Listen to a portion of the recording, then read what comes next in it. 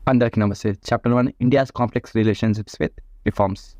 Guys first of all reforms అంటే ఏంటి? Reforms అంటే ఏంటంటే ఇక్కడ బేసిక్‌గా ఒక ఇన్‌స్టిట్యూషనో లేదా ఒక ప్రాక్టీస్‌ను మనం ఇంప్రూవ్ చేసేందుకు ఒక చేంజెస్ అయితే చేస్తా ఉంటాయి కదా! దాన్నైతే రిఫార్మ్స్ అనే అంటారనమాట.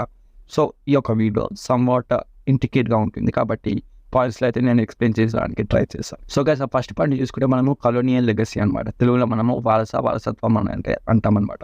సో ఇక్కడ ఏంటంటే ఒక బ్రిటిష్ ఎంపైర్ ఒక కాలంలో వాళ్ళనేది మనకి ఇండియాలో అడ్మినిస్ట్రేటివ్ పరంగా, ఎకనామిక్స్ పరంగా, అలాగే సోషల్ రిఫార్మ్స్లో అయితే వాళ్ళనేది మనకి ఇంట్రొడ్యూస్ అయితే చేయడం జరిగింది. తర్వాత అది కేవలం కలోనియల్ కంట్రోల్ చేపట్టేందుకు వాళ్ళు ఒక మన ఇండియన్ రిసోర్సెస్ అన్నిటిని కూడా వాళ్ళు ఒక బ్రిటిష్ ఎంపైర్కి ఒక బెనిఫిట్స్ అయితే వాళ్ళు అనేది చూసుకున్నారనమాట. ఫర్ ఎగ్జాంపుల్ రైల్వేస్ని ఇంట్రొడ్యూస్ చేసినప్పుడు, అలాగే మోడర్న్ ఎడ్యుకేషన్ ఫెసిలిటీ సిస్టమ్ని తెచ్చినప్పుడు, అలాగే ఇంకొన్ని ఒక లీగల్ రిఫార్మ్స్ కూడా ఇక్కడ ఉన్నాయన్నమాట. పాయింట్ నెంబర్ 2 ఏంటంటే పోస్ట్ ఇండిపెండెన్స్ ఎరా అనమాట. మనకి ఎప్పుడైతే ఒక 1947లో మనకి ఇండిపెండెన్స్ వచ్చిన తర్వాత మనకి ఇండియా మనం అనేది ఒక నేషన్ బిల్డింగ్, అలాగే డెవలప్మెంట్ ఒక జర్నీలో మనం కనుక ఉంటే ఆ రోజు వాళ్ళనేది సోషియో ఎకనామిక్ పరంగా ప్రోగ్రెస్ కోసం అప్పటి గవర్నమెంట్ ఏదైతుందో అది అనేది ఒక సిరీస్ ఆఫ్ రిఫార్మ్స్ అయితే అదనేది ఇనిషియేట్ అయితే చేయడం జరిగింది. ప్రతి ఒక్క రిఫార్మ్స్ కూడా మనకి ఇక్కడ చూసుకుంటే ఒక కొలోనియల్ ఒక రూలింగ్ ఒక స్ట్రెంత్ ఏదైతే ఉంటుందో దాని ద్వారా అయితే అడ్రస్ అయితే చేయబడింది. For examples land reforms, industrial policies, అలాగే పబ్లిక్ సెక్టర్ ఎంటర్ప్రైజెస్ని ఎస్టాబ్లిష్ చేసేందుకు. Point number 3 economic reforms. 1990లో ఇండియా చాలా సిగ్నిఫికెంట్గా ఎకనామిక్ పరంగా అయితే ఒక రిఫార్మ్స్ని అండర్టేక్ చేస్తూ న్యూ ఎకనామిక్ పాలసీని తేవడం, అలాగే గ్లోబలైజేషన్, లిబరలైజేషన్, ప్రైవేటైజేషన్ని కూడా కొంచెం ఇంప్లిమెంట్ చేశారనమాట. ఈ యొక్క అన్ని రిఫార్మ్స్ కూడా మన ఇండియాకి ఎకనామిక్ పరంగా లిబరలైజ్ అయితే చేయడం జరిగింది. మన గవర్నమెంట్ ఆ రోజు ఇంటర్వెన్షన్ని రిడ్యూస్ చేస్తూ జస్ట్ నాట్ ఓన్లీ ఇండియానే కాకుండా మొత్తం వరల్డ్ గ్లోబల్ మార్కెట్లో కూడా మన ఇండియా రైజ్ అయింది. ఎగ్జాంపుల్స్గా చెప్పుకుంటే డిమినిషింగ్ లైసెన్స్ రాజీ కావచ్చు, అలాగే దాని తర్వాత మనకి ఫారిన్ ఇన్వెస్ట్మెంట్ కోసం సెక్టర్స్ని ఓపెన్ చేయడం కావచ్చు, ఫిజికల్ పాలసీ రిఫార్మ్స్ కూడా చాలా తేవడం జరిగింది ఆ రోజు. So guys point number 4 social reforms. ఇండియాలో ఒక టైంకి చాలా అంటే చాలా సోషల్ రిఫార్మ్స్ అయితే అక్కడ పుంజుకొచ్చాయని అయితే తప్పకుండా చెప్పుకోవాలి. Just because of cost discrimination, gender equality, అలాగే ఎడ్యుకేషన్, అలాగే హెల్త్ కేర్, ఒక ప్రెమిసెస్ ఒక కేర్స్ ఒక యాక్సెస్ దొరకకపోవడం కూడా కాను. ఎగ్జాంపుల్స్ రిజర్వేషన్ సిస్టమ్ని ఇంప్లిమెంట్ చేయడం, యాంటీ డౌరీ లాస్ని తేవడం, అలాగే లిటరసీ, అలాగే శానిటేషన్ కోసం క్యాంపెయినింగ్స్ చేయడం అనమాట.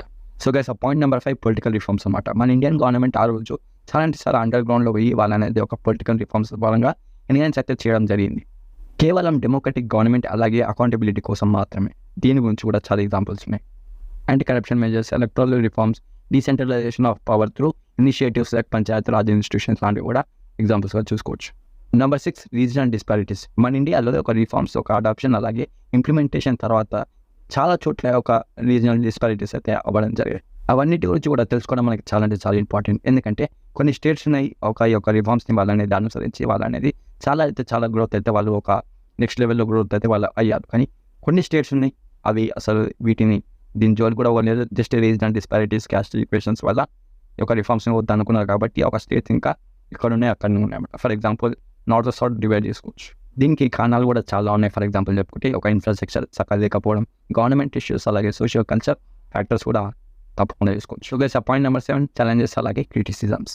ఈ యొక్క రిఫార్మ్స్ వల్ల ఇండియా మనకి ఒక ఛాలెంజెస్ పరంగా, అలాగే క్రిటిసిజంని కూడా చాలా అంటే చాలా దగ్గర అయితే చూసింది, ఫేస్ కూడా చేసింది అయితే తప్పకుండా చెప్పుకోవాలి.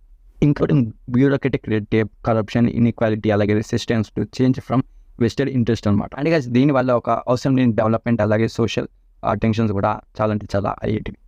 So guys chapter 2 exploring the roots of hated reasons. Brother ఇదంతా చెప్పినా ఓకే, బట్ ఒక తమిళలో చూపెట్టినట్టు ఎందుకని ఒక లీడర్స్, ప్రస్తుతం ఉన్నటువంటి లీడర్స్, పొలిటీషియన్స్ చాలామంది కూడా ఒక రిఫార్మ్స్ని ఎయిడ్ చేస్తున్నారు ఇంప్లిమెంట్ చేసేందుకు, ముందుకు వస్తలేదు ఎందుకు అనే దానికి క్వశ్చన్ చాలామందికి ఉంటుంది. దానికి ఆన్సర్ మళ్ళీ చాలా కారణాలు అయితే మనం ఇక్కడ చూసుకోవాలి. అండ్ ఒక కారణాలు ఏంటి ఇప్పుడు మనం చూసుకుంటే బ్యూరోక్రటిక్ హడల్స్ వల్ల, పొలిటికల్ ఆపోజిషన్ వల్ల, ఫెడరల్ స్ట్రక్చర్ వల్ల, సోషల్ అలాగే కల్చరల్ ఫ్యాక్టర్స్ వల్ల, లీగల్ అండ్ జ్యుడిషియల్ ఛాలెంజెస్ వల్ల, ఎకనామిక్ కాన్స్టిట్యూన్స్ కోసం పబ్లిక్ ఆపోజిషన్ వల్ల, international factors like international trade agreements కావచ్చు, గ్లోబల్ ఎకనామిక్ ట్రెండ్స్ కావచ్చు, జియో పొలిటికల్ కన్సిడరేషన్స్ కావచ్చు. This all will shape the context of reforms in India అనమాట. So international commitments, military relationships, అలాగే multilateral agreements may influence domestic reforms అనమాట ఓవరాల్గా. So guys ఓవరాల్గా ప్రస్తుతం మనం ఒక దేశంలో, మన ఇండియాలో ఒక్క రిఫార్మ్ని అయినా మనం ఇంట్రొడ్యూస్ చేయాలి, ఇంప్లిమెంట్ చేయాలనుకుంటే ఇట్స్ హైలీ రిస్క్, ఛాలెంజింగ్, అలాగే కాంప్లెక్స్తో కూడినటువంటి మల్టీ ఫేస్డ్ టాస్క్ అనమాట. సో గైస్ ఇందుకే మన ఇండియాలో ఇప్పుడు ప్రస్తుతం చాలా ఒక గవర్నమెంట్ ఆఫీసర్స్, ఒక పొలిటీషియన్స్, అలాగే జనాలు కూడా రిఫార్మ్స్ని ఇంప్లిమెంట్ చేయాలంటే చాలా అంటే చాలా ముందుకు వస్తలేరు అనమాట. So I hope you might have understood, and thank you for seeing this video till the end. Thank you so much. Jay.